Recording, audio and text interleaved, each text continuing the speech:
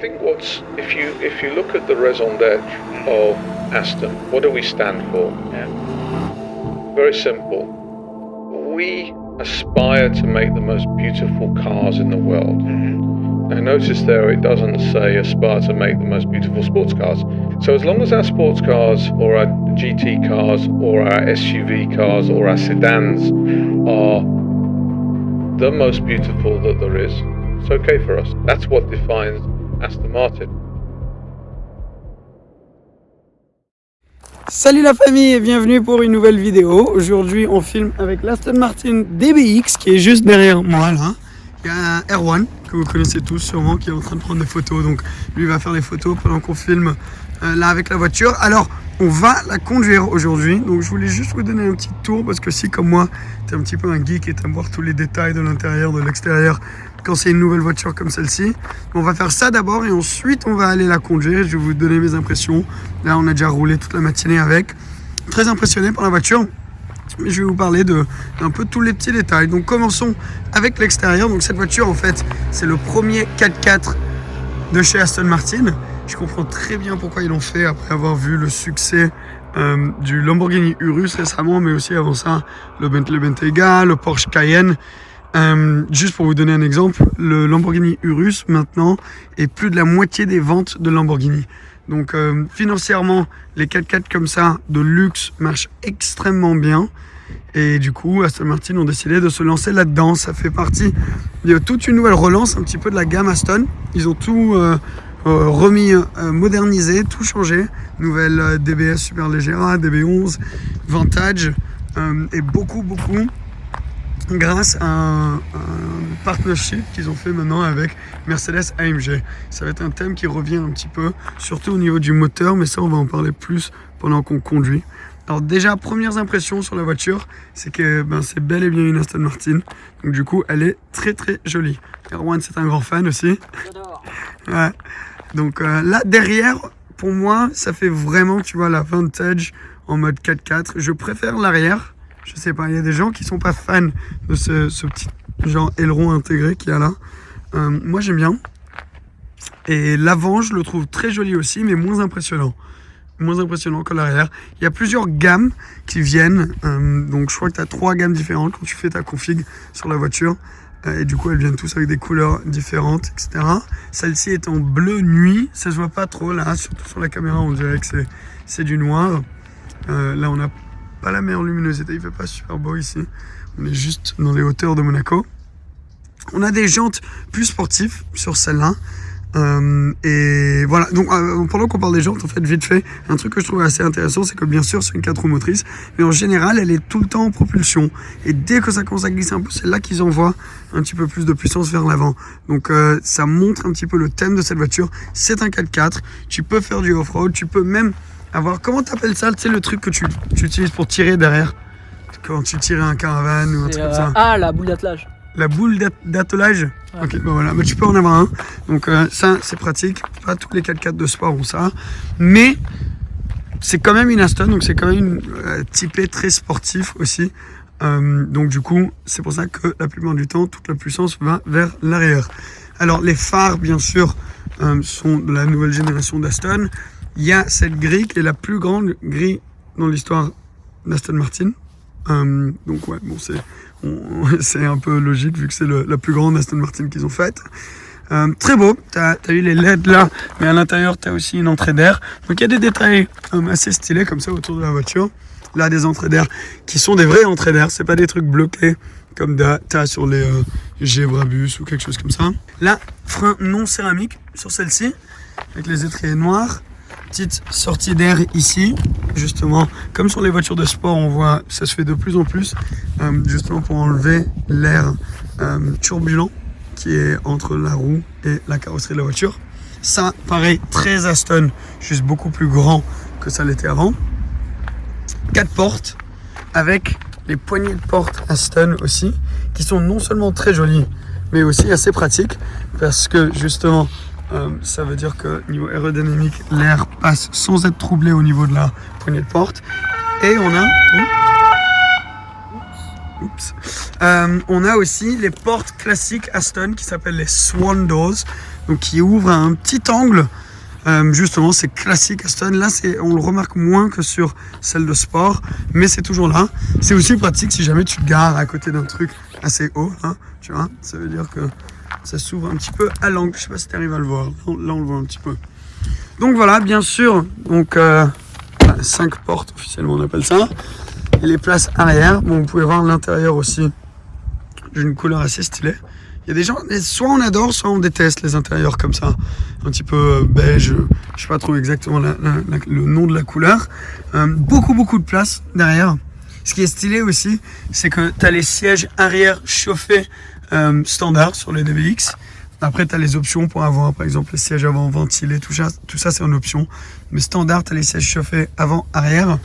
La qualité du cuir est dingue. Et je vais vous montrer un petit peu plus de l'intérieur dans un tout petit peu. Vous avez eu un petit look. Alors quand on vient à l'arrière, si les portes se ferment assez facilement, c'est pas parce qu'elles ouvrent à un angle que d'un coup elles sont très dures à conduire, à ouvrir et fermer. Un autre petit aileron, donc tu as un double aileron. Donc tu en as un là, très beau, intégré, standard aussi. Et l'aileron là, qui est magnifique. Moi j'aime beaucoup. Et bien sûr les lignes qui font un rappel à la Vantage. Maintenant, ils écrivent aussi souvent Aston Martin en dessous. Pour ouvrir le coffre, c'est juste là. Tu cliques, électrique, bien sûr. Bon, là, on a des caméras, on a des trucs Protect pour nettoyer la voiture. Et voilà, donc tu as même ces petites finitions en cuir là au niveau du coffre. C'est très beau, très Aston, très grand coffre. Tu peux rabaisser les sièges aussi. Donc ça te fait un énorme coffre derrière. Donc très pratique.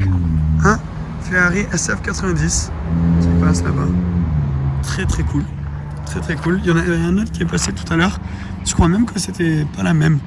Ce qui est assez étonnant. Bref. Les deux sorties d'échappement, elle fait un bon bruit. Erwan, est-ce que tu peux la démarrer vite fait, s'il te plaît? Voilà. Et maintenant, si tu mets en mode Sport Plus, tu vois, tu as les modes en bas, à gauche, là. Ouais, voilà. Et tu mets en mode Sport Plus, c'est tu baisses 2 fois.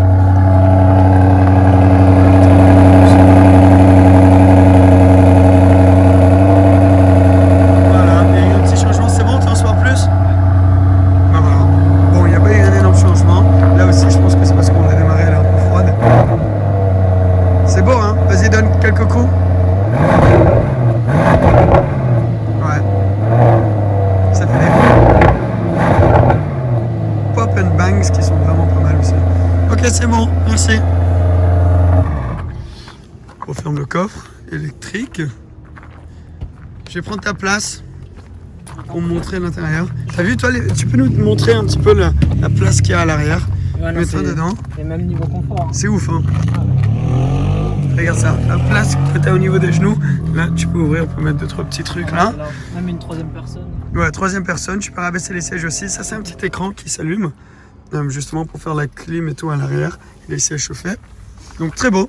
Très cool. Il y a une odeur de cuir, de neuve qui est incroyable. Alors, en rentrant ici au niveau de la portière, ce qui est super sympa, c'est que le cuir recouvre même les haut-parleurs. C'est un super bon système sonore. Dans la voiture aussi, standard, bon, tu as des options que tu peux prendre, mais celui d'origine est très bon aussi. Et tu as des détails très Aston, tu as vu, genre les poignées de porte comme ça fait un petit peu avion de chasse. Très cool, et la qualité de ça est impressionnante. Là on a donc tout ça, il y a un peu des électroniques là-bas, ça fait des rappels à AMG, à Mercedes, parce que c'est vrai qu'il y a un petit peu qui revient de leur part. Donc là tu as la petite plaquette DBX, tout qui est dans la même couleur que le cuir aussi, tous les tapis. Tu as les sièges bien sûr à mémoire, donc 3 settings que tu peux sauver. Et là, tu as tout. Regarde, tu peux bouger un peu dans tous les sens, ton siège classique, quoi. Les surpiqûres sont très réussies. Donc là, tu as les trous pour les sièges ventilés et aussi pour quand ça chauffe. Mais aussi, tu as les surpiqûres qui reviennent ici. D'autres en noir. Tu as le logo, en bleu. Ici, tu as le logo Aston Martin. Et dans celle-là, vous allez voir au-dessus, tu as un énorme toit panoramique. Donc, il fait un petit peu tout. Pour les passagers arrière et ici à l'avant. Tu peux ressortir un truc pour le recouvrir. Je sais pas si tu arrives à voir là, juste au cas où t'en as un peu marre. Les sièges sont très confortables, très réussis, ils sont sportifs, mais bon, sans être trop, tu peux rentrer ça un peu plus pour que ça te resserre un petit peu, si t'es tout petit comme moi. Alors, Après, qu'est-ce qu'on a? Là, on a un truc, ça fait un peu finition carbone. C'est pas du carbone, bien sûr. Ça, c'est bon. Ah, on a une belle moto qui est passée juste là. Très bon. Alors, comme tu peux voir, tout est digital. Alors là, je vais me mettre en grand angle pour que tu puisses voir plus facilement. Alors, le volant, classique Aston. Donc, c'est ce qu'on a un peu dans toutes les Aston en ce moment. Le design, beaucoup de fonctionnalités. On va revenir à ça parce que ça devient très intéressant une fois qu'on est sur l'écran là-bas. Alors, si on met le contact, t'as vu, la voiture se met en vie. Très beau, celle-là est quasi neuve. Si je clique encore une fois, bam, voilà. Maintenant, on a tout. Alors, pour cliquer sur OK, voilà, c'est ici. Tu utilises ça, tu peux naviguer un petit peu ce qu'il y a, tu vois, sur le petit écran au milieu là. Donc, ouais, toutes tes infos sur ta conduite, etc. Tout digital, donc c'est cool. Tu peux mettre un petit peu tout ce que tu veux. Non, ils ont réussi vraiment le tableau de bord dans sa voiture. T'as beaucoup de boutons, faut s'y habituer un peu. T'as le téléphone, t'as le son, les commandes vocales, là pour revenir home. Donc, ouais, t'as tes commandes de lumière là. Ton frein à main électrique, bien sûr. Et voilà, donc tout est très moderne. Ici, t'as aussi classique Aston Martin pour le mettre en drive, neutral, reverse, park. Et le bouton pour démarrer la voiture, bien sûr, c'est démarrage sans clé. T'as juste besoin d'avoir la clé dans la voiture et bam. L'écran, alors, très beau, très belle résolution. C'est un écran qui a été hérité de la part de Mercedes AMG, il me semble. Le système est assez pareil. Donc, très moderne. Il y a tout ce qu'il faut au niveau CarPlay et tout ça. Mais, c'est pas tactile, tu vois. Et donc, il est tellement grand l'écran que je me retrouve genre, automatiquement en voulant cliquer dessus. Mais tout se fait à travers cette petite roulette ici, qui, pareil, vient direct de la part de Mercedes. Tu as un petit écran ici, tactile, où tu peux utiliser, mais c'est... Ouais, je sais pas, ça fait un petit peu vieux, pour être honnête, comparé à quelques systèmes très modernes. Bon, après, ça marche très bien, hein, tu vois très bien ce que tu es en train de faire, etc. Mais c'est le seul truc que je dirais est moins moderne dans l'intérieur, c'est la manière que marche cet écran. Tu peux le contrôler aussi à travers le volant, là, ou à travers la roulette. Il faut vraiment s'y habituer. Je suis sûr, une fois que tu t'y habitues, c'est pas très complexe, etc. Mais comparé au nouveau système où tout est tactile, tout se fait là, direct sur l'écran, ça fait un petit peu plus vieux. Et la raison, c'est parce que c'est un truc édité, bien sûr, de la part de Mercedes. Alors, qu'est-ce qu'on a d'autre? On a tous ces boutons-là. Donc, tout ce qui est clé, mais aussi pour fermer la clé, etc. Tout se fait ici. Alors, il y a une qualité qui est impressionnante quand même. Là, quand tu touches sur toutes les touches autour. Ici, en bas, donc, on a ce module dont on a parlé de la part de Mercedes. Mais après, tu as tes contrôles pour, par exemple, tes modes. Alors, attends, OK. Pour changer de mode, il faut que la voiture soit allumée. Pied sur le frein. Voilà. Et après, tu peux changer ici. Alors, tu as terrain plus. Donc, ça, c'est quand tu fais du vrai off-road. Terrain GT, c'est normal. Individuel, où tu mets tes modes. C'est toi qui peux mettre ce que tu veux. Si tu veux la boîte de vitesse rapide ou lente. Et après, bien sûr, sport et sport plus, qui sont les versions les plus hardcore. En ce moment, moi, je la conduisais honnêtement plus en GT. Voilà. Très bon, ça marche bien. Il y a un petit délai quand tu cliques à chaque fois. Donc souvent, tu te retrouves à cliquer 2 fois et partir dans un mode un peu trop hardcore. Mais bon, tout ça, c'est pour quand tu vas faire du off-road. Donc soit tu peux rabaisser, remonter la voiture. C'est un petit peu comme un système de lift. Ou même quand tu es sur des pentes extrêmes. Ça, c'est toutes tes aides à la conduite. Tu vois, pour te garer, les caméras. Donc quand tu te mets là, tu as les caméras de partout. Donc tu peux voir, bon, là, il faut que je me mette en reverse, il me semble. Voilà. Ah non, tu vois, je viens de faire exactement ce que je vous disais avant. Je voulais cliquer sur le truc et je me retrouvais, oui, ok, relèvement du véhicule. Danger, véhicule non immobilisé. Voilà, c'est à cause de la porte. Ok. Donc ouais, t'as plein de caméras différentes. Tu peux sélectionner, t'as la caméra 360, bien sûr, pour pouvoir voir tes jantes. Il y a un peu tout ce qu'il te faut à ce niveau-là. Très cool. On arrive ici. On a, tiens, il y a du gel.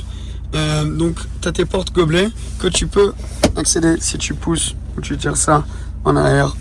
Et après, tu as justement un petit endroit où tu peux aussi mettre ton iPhone et charger, etc. Pour ouvrir, ici, c'est un petit bouton. Tu cliques, tout s'ouvre, encore du gel. On en a beaucoup. Et voilà, quoi, au niveau de l'intérieur. En haut, alors c'est là où tu peux remettre la couverture, comme je t'avais dit. Et tout ça, c'est en Alcantara. C'est très beau. la qualité de tout ce que tu touches. Donc le cuir est d'une qualité folle, mais là le toit en Alcantara c'est vraiment impressionnant. Et même t'as vu ça fini en Alcantara, c'est top. Vraiment ils ont bien réussi. Voilà, petite lumière aussi qui va s'allumer dans le miroir. C'est très beau. Ah mais t'en as deux. Pourquoi t'en as deux? J'ai jamais vu ça avant. Un pour mettre là-bas si t'as envie d'avoir. Pas bête du tout. Je ne savais pas ça. Voilà quoi. Bon, on va mettre les GoPro, on va commencer à conduire. Je vais vous parler un petit peu plus du moteur, de la conduite de la voiture, etc. Donc nous voici dans l'Aston Martin DBX. C'est quand même un grand moment. Vous allez peut-être entendre Erwan qui prend des photos en même temps à côté de moi. C'est un grand moment pour Aston. J'espère que ça va marcher. Les voitures comme ça, les SUV sportives, soit t'adores, soit t'aimes pas du tout. Le truc c'est que ça marche tellement bien pour ces marques qu'il faut qu'on s'y habitue.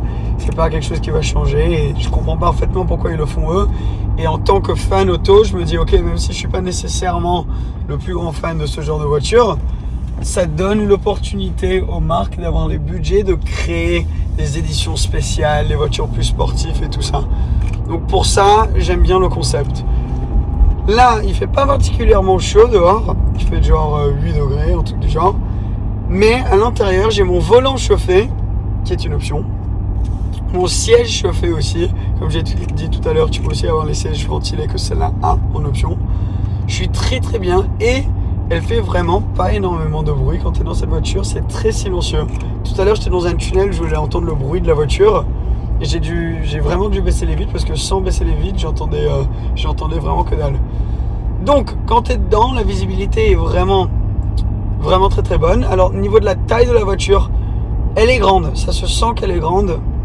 Et surtout, c'est dur de prédire un petit peu où est l'avant et l'arrière parce que tu as une petite vitre à l'arrière et tu n'arrives pas trop à voir jusqu'où se met l'aileron. Mais avec toutes les caméras et tout, c'est très faisable. Mais surtout, parlons du moteur. 550 chevaux aux alentours. C'est un moteur hérité de la part de Mercedes AMG. Donc c'est un V8 biturbo. Et le bruit fait très AMG. Tu as des pops and bangs, je vais vous montrer dans un tout petit peu. Il faut qu'on se mette en sport plus. D'un coup, tu la sens se réveiller la voiture. Alors dès que tu touches une des palettes, c'est là que tu te mets en mode manuel. Les palettes sont très très belles. Elles sont liées à une boîte de vitesse. Je vais ouvrir les vitres arrière un tout petit peu. Boîte de vitesse 9 embrayages. T'entends le bruit? Ça fait très AMG. T'as des pops and bangs. Je sais pas si vous allez pouvoir entendre.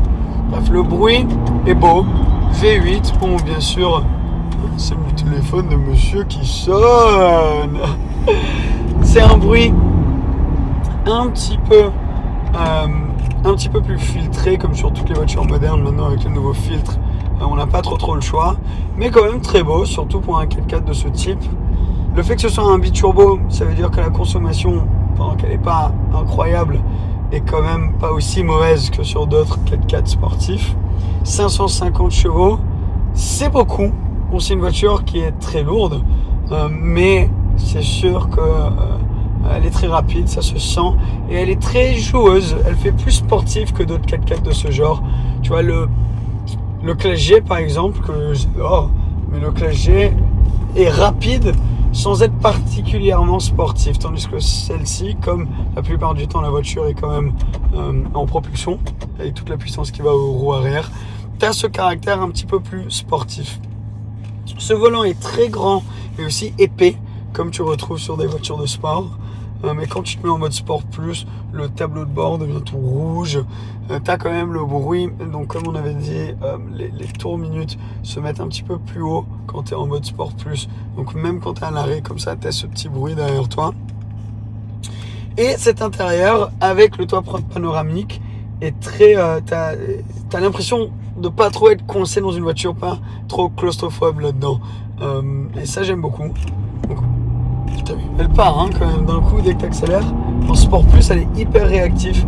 Tu sens aussi le volant qui devient plus lourd, les changements qui sont plus rapides, et aussi juste l'accélération qui est beaucoup plus instantanée. Non, ils ont vraiment réussi. C'est fou quand même la manière qui peuvent faire en sorte qu'un 4x4 de ce genre puisse, avoir autant de puissance et l'utiliser, mais deux, surtout, puisse être aussi utilisable au quotidien. Parce que là, tu oublies que tu as 550 chevaux au pied droit, quoi. C'est énorme. 550. Une Ferrari Enzo, juste au-dessus de 600 chevaux. Une Ferrari Enzo. Et maintenant, on est dans un 4x4 dans lequel tu peux rouler tous les jours. Et tu as 50 chevaux en moins. C'est un délire. Et tu as le volant chauffé, tout confort. J'espère pour Aston que ça a vraiment marché parce que Aston était un peu dans le mal il y a quelques années. Et après, avec cette nouvelle injection d'argent qu'il y a eu récemment, ils se sont fait acheter et tout, c'est très cool. C'est très cool à voir parce que c'est quand même une marque mythique. Donc il y a plusieurs manières de regarder une voiture comme ça. C'est tu pourrais dire, ok, une marque mythique qui fait des voitures de sport, James Bond, qu'est-ce qu'ils vont nous faire un 4x4 maintenant? Oui, ok, mais franchement, la voiture est très très bien. Et deux, si tu as envie qu'ils puissent nous faire des 177, des DBS édition limitée, tous les trucs comme ça, c'est pas les trucs sur lesquels ils peuvent prendre énormément d'argent. C'est sur des voitures comme ça qui se vendent en masse. C'est là où ils peuvent débloquer le maximum budget pour ensuite nous donner les projets qu'on kiffe. Donc moi je vois ça comme une bonne chose. C'est inévitable que tout le monde le fait. Lambo l'a fait, Bentley l'a fait, Rolls l'a fait. Ferrari vont le faire très bientôt. Ils sont en cours de le faire. Donc du coup c'est inévitable. Il n'y en a pas une nécessairement qui est beaucoup mieux que les autres. Elles sont toutes très bien. C'est une question de goût. Une fois que tu arrives dans les voitures comme ça, pour moi vraiment c'est une question de goût. Est-ce que tu veux la voiture la plus classe, jolie, avec un intérieur confort comme celle-ci? Alors tu prends l'Aston. Tu veux ce côté un peu badass, tu prends le Classe G. Elle est large. Elle est large, hein. Il est arrivé d'un coup. Tu veux très très dans l'extrême du confort, tu prends... Qu'est-ce qui me dépasse lui? Tu prends Rolls-Royce. C'est tous des fous. Ouais. T'as vu? Moi je suis là pour laisser passer le pauvre monsieur devant. Bref, j'en étais où? Ouais, extrême du confort, t'as Rolls. Peut-être un tout petit peu en dessous, t'as Bentley. Et après celle-ci qui est aussi un peu moins chère. Elle commence vers les 195 000 euros sans option. Une fois que tu as collé des options dessus, tu dépasses largement les 200 000. Mais j'aime beaucoup. Toi, t'en penses quoi, Erwan? Ouais, j'aime beaucoup au niveau design. Bah, après, Aston, c'est très... T'aimes beaucoup Aston. Mais tu vois, c'est une question de goût. Et même le moteur AMG, pour moi, c'est un bon combo. Hein. Ouais, c'est un très bon combo. T'as le look Aston et t'as le moteur AMG. Ouais, qui marche très bien. Ouais. T'as pas de délai à cause des turbos aussi. Ça, c'est cool. Tu sens la puissance arriver assez rapidement. La tenue de route est vraiment pas mal. Il n'y a pas beaucoup de roulement dans les virages. Et la suspension, elle est très souple en mode confort. Mais là, tu commences à la sentir en mode sport. Elle devient beaucoup plus agressive. Bah, tu peux l'exploiter en fait. Ouais. Que tu vois, en comparant avec le Classe G, ça tangue trop, tu vois. C'est vrai que dans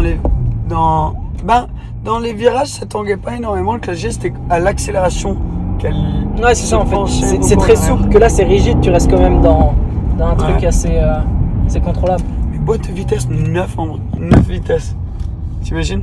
Moi, je commence à me perdre. 9 pour moi, c'est trop. Bon, ça marche très bien, mais après, c'est sûr, c'est des survitesses pour la consommation sur l'autoroute. La boîte de vitesse aussi, bien sûr, qui vient de la part de Mercedes AMG. Là, on a une petite route, on peut bien s'amuser. On est dans un 4x4 avec un coffre énorme. C'est impressionnant. C'est triste limite que la plupart de ces voitures vont être utilisées juste pour amener les gosses à l'école tous les matins. Parce que tu peux vraiment... Là j'ai enlevé tous les systèmes de traction, etc. pour pouvoir bien communiquer avec la voiture. Et franchement c'est assez communicatif. Bon, t'es pas dans une pista, mais pour un 4x4, honnêtement c'est impressionnant. Ils ont très bien réussi. Et tu sais que pendant que tu es en train de dégommer la route, là en montant, côté très classe, vue extérieure. Non, franchement, là on a fait un peu de conduite en ville et maintenant ici. Ouais, ça accélère. Je vais faire un freinage fort, tiens la caméra, t'es prêt? Ça freine très bien. Ouais. Ça freine très bien. Pas beaucoup de sensations à travers la pédale de frein.